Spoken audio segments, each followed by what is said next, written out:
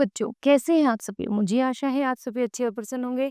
चलिए आज हम पढ़ते हैं पार्ट 5 लिंग। करते हैं इस पाठ की शुरुआत।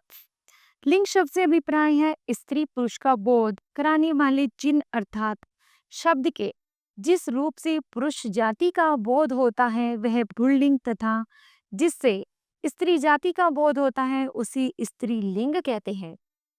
अतः लिंग को इस प्रकार परिभाषित किया जा सकता है। व्याकरण में स्त्री जाति का बोध कराने वाले शब्द लिंग कहलाते हैं, जैसे दादा दादी, माला मालिन, शेर शेरनी, बालक बालिका आदि। लिंग के भेद।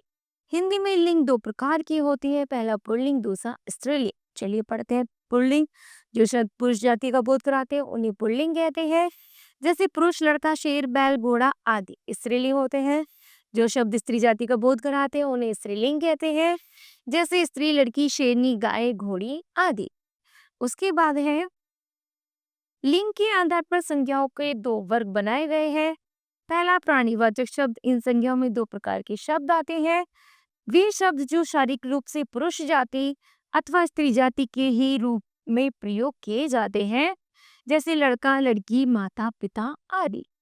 ऐसे शब्द जो स्त्रीलिंग अथवा पुल्लिंग तो होते हैं, परंतु इनका प्रयोग नित्य पुल्लिंग या नित्य स्त्रीलिंग के रूप में किया जाता है। जैसे नित्य पुल्लिंग शब्द है कछुआ, बिच्छू, उल्लू, बाज, गरुड़, गेंडा, कीड़ा, तोता, खटमल आदि।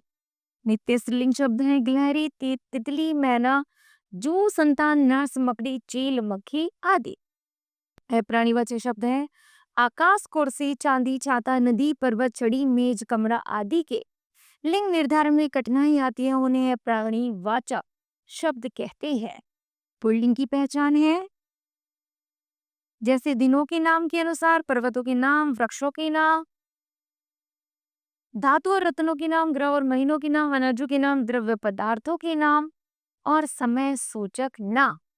स्त्रीलिंग की पहचान है लिपियों के नाम, नदियों के नाम, भाषाओं के नाम, तिथियों के नाम, पुष्पों के नाम, शरीर के कुछ अंग और नक्षत्रों के नाम। ठीक है, उसके आगे है पुल्लिंग से स्त्रीलिंग बनाने के नियम।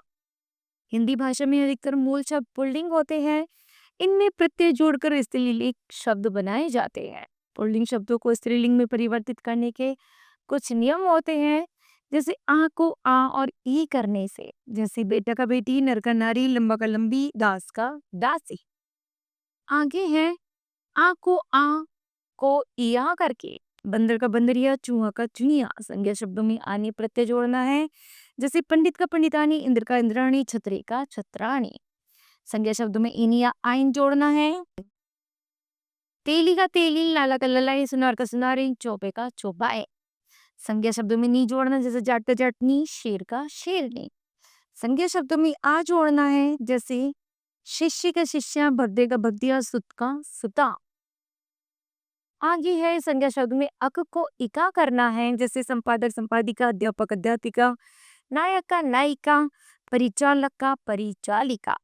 वान को वती तथा मान को मति करना है, भगवान का भगवती, पुत्रवान को पुत्रवती, बलवान का बलवती। संज्ञा शब्दों में इन्हीं प्रत्यय जोड़ना है, जैसे यशस्वी का यशस्विनी, तपस्वी का तपस्विनी। पुल्लिंग तथा स्त्रीलिंग शब्दों में क्रमशः मादा तथा नर का प्रयोग करना है, जैसे कोयल का मादा कोयल, मगरमच्छ का मादा मगरमच्छ। ठीक है, तो बताओ बच्चों आपने इस पाठ से क्या जाना? हमने जाना लिंग से अभिप्राय होता है चिल। लिंग के दो भेद होते हैं, पुल्लिंग और स्त्रीलिंग।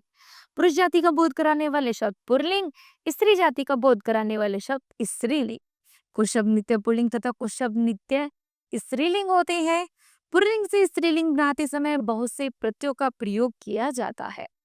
प्राणीवाचक संज्ञाओं में लिंग का निर्णय वाक्य में प्रयुक्त क्रिया तथा विशेषणों के आधारों पर भी किया जा सकता है। ठीक है, इस तरह बच्चों यह पाठ समाप्त होता है। मुझे आशा है कि आप सभी को भी यह पाठ समझ आया होगा। धन्यवाद।